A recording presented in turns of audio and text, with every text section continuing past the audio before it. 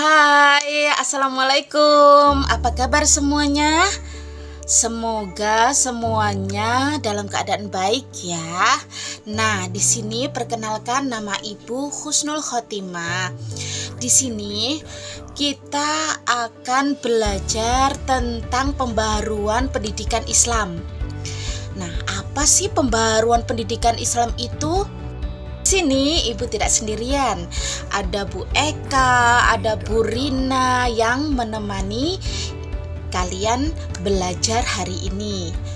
Di sini ada yang tahu apa sih pembaharuan pendidikan Islam itu? Penasaran?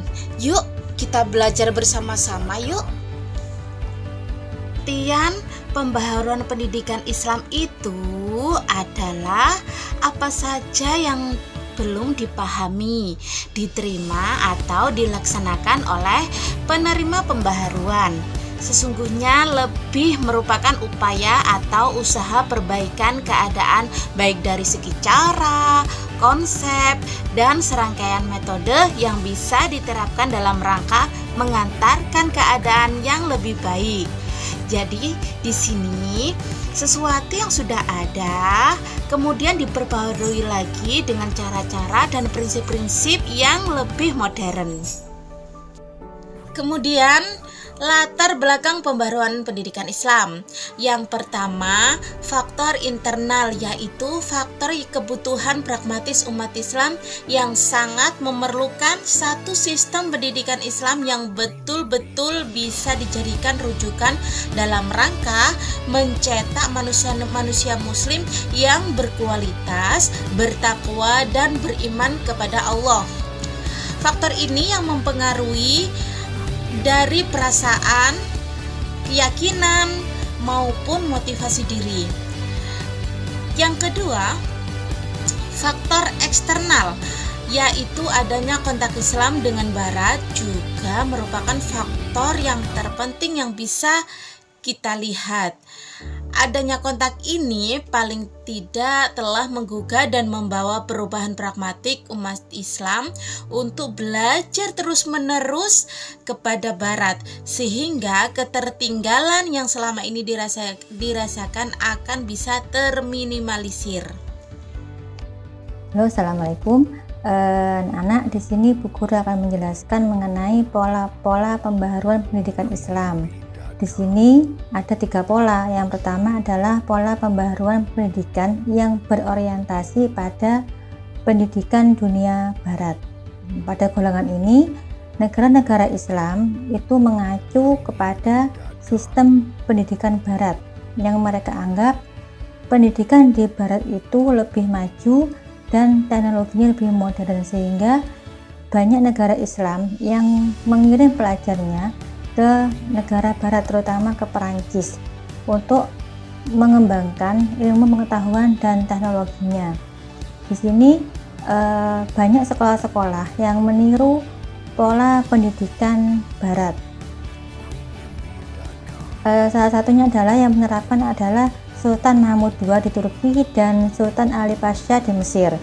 Yang kedua, ada pola pembaharuan yang berorientasi pada ajaran Islam murni. Di sini golongan ini mengembangkan pendidikan itu bersumber dari ajaran Islam. Mereka menganggap orang-orang yang lemah, negara yang lemah itu bukan karena mereka tidak mengikuti teknologi modern. Mereka menganggap teknologi itu penting, tapi juga harus menggunakan ajaran agama Islam. Jika mereka kalah atau lemah, itu bukan dari ketinggalan teknologinya, namun karena mereka tidak menjalankan ajaran agama Islam dengan baik. Yang ketiga adalah pola pembaharuan pendidikan yang berorientasi nasionalisme. Di sini bangsa-bangsa negara Islam itu tidak hanya mengikuti perkembangan di dunia Barat, namun mereka tetap mengembangkan atau menjalankan pendidikan yang berada di negaranya masing-masing. Di sini kan negara-negara Islam itu berbeda latar belakangnya. Jadi mereka itu tetap mengikuti perkembangan teknologi modern, namun juga tetap mengambil unsur-unsur yang berasal dari warisan budaya bangsanya sendiri tanpa meninggalkan kebudayaannya. Dari penjelasan 3 pola tadi dapat kita simpulkan dualisme sistem pendidikan Islam itu harus menggabungkan 3 pola ini.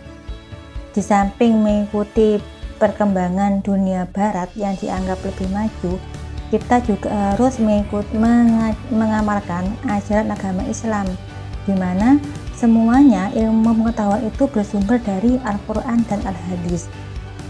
Tetapi juga harus tetap menyesuaikan ajaran Islam dan mempertahankan pendidikan tradisional. Jadi semua itu digabungkan agar pendidikan Islam itu lebih berkembang dengan baik.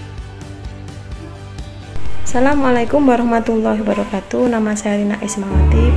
Pembaruan yang ada di wilayah Turki yaitu Sultan Ahmad III. Adanya kekalahan yang dialami kerajaan Turki Utsmani itu menyebabkan Sultan Ahmad III prihatin dan melakukan introspeksi dengan melakukan pengiriman duta ke Eropa untuk mengamati perkembangan Barat dengan mendirikan sekolah teknik militer, mendirikan percetakan untuk mempermudah teknik dan mempermudah akses buku pengetahuan. Sultan Ahmad III melakukan beberapa pembaruan dalam bidang pendidikan selama pemerintahannya, yaitu pendirian lembaga pendidikan baru. Ia mendirikan beberapa lembaga pendidikan yang mengajarkan ilmu pengetahuan modern dan agama. Tujuannya untuk apa? Tujuannya untuk mencetak tokoh-tokoh pembaru yang mampu membawa kemajuan bagi masyarakat Islam. Kemudian beliau juga mengirimkan duta ke Eropa. Ahmad II mengirim duta untuk mempelajari sistem pendidikan dan kemajuan ilmu pengetahuan di Eropa. Ahmad II melakukan reformasi pendidikan yang signifikan, antara lain yaitu perubahan kurikulum, mengubah kurikulum madrasah untuk memasukkan mata pelajaran umum seperti bahasa Prancis, ilmu pengetahuan sejarah dan ilmu